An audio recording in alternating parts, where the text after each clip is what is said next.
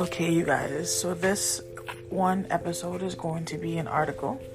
My first article that shows up on my WordPress, I don't know what's going on. I tried to use that one, but for some reason the words are like not there. So I'm going to read the second article to you guys. If you're interested, check it out on my WordPress. I know I have to get back into writing again, but I go through my phases due to my conditions. So this one is admitting there is a problem is hard. I posted this on August 7th, 2019, and this is honestly when I started embracing the fact that I have to finally admit to others that I need help. Like, I have a lot more going on than what they think I do. So I have a quote here.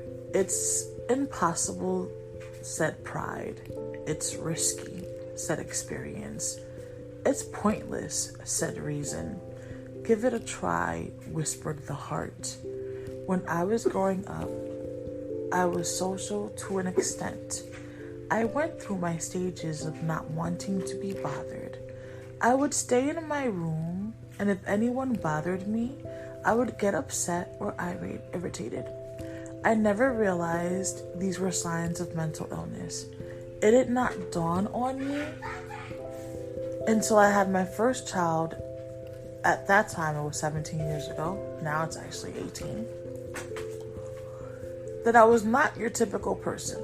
But even then, I did not seek help. And I believe it was because I did not want to admit that I had a problem. In my family, mental illness was not something we spoke about. Looking back, I realized that some members of my family had mental issues as well. This may be why it was never discussed. My daughter Beva was diagnosed at 6 years old. During that time, I started to look at myself more since I was trying to understand what my baby was dealing with. I did not like what I was seeing, so I brushed it under the rug instead of dealing with it head on. This has proven to be the wrong decision at the time.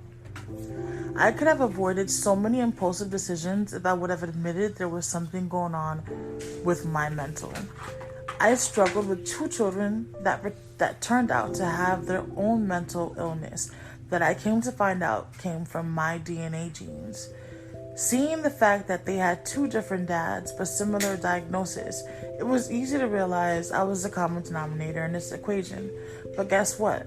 That still didn't get me to admit that I had my own mental illness to deal with.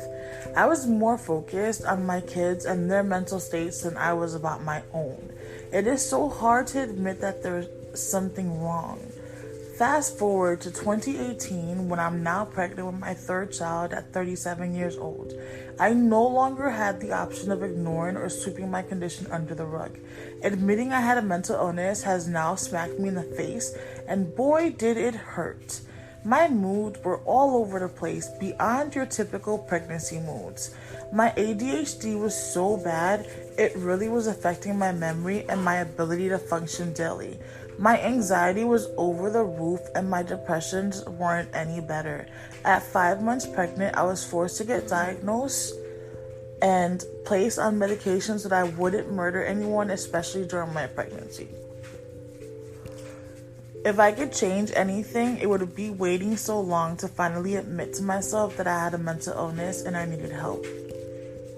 Maybe things could have turned out differently if I would have, but I can say I did learn a lot the hard way, which has prepared me for the madness that came after giving birth.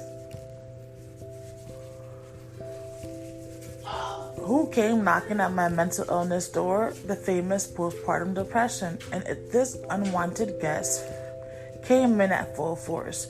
There was definitely no denying it now. If you take anything away from my experience, please do not wait to seek help.